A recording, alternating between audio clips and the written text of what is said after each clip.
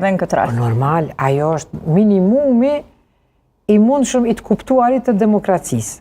A mendoni se nuk deshtën t'i japin zgjidhje çështjes së presidentit? Tash, unë për shembull i mirëkuptoj gjitha situatat, e mirëkuptoj që ndoshta lëvizja vendosje është ndi, se më thonë, në kufi të afatit, edhe për mos me mbet, se më thonë, pa provu, mos me tregu që nuk don me i kriju institucionet, ndoshta edhe ka qenë detyrume, kur ka pa që nuk ka një farë vullneti për kandidat konsensuale dhe nuk po ka dakordim, është ndjenjë ndoshta obliguar që të paraqes një kandidat edhe nga radhët e saj, por që është gabim, sepse kjo edhe nga lëvizja vendosje është dashur me u kuptu që kjo nuk ka lënë, sepse opozita, deputetet opozitës e kanë pas shumë të qartë se po t'i bënin kvorumin në herën e parë, madje edhe në herën e dytë, në herën e tretë, me 61 vota,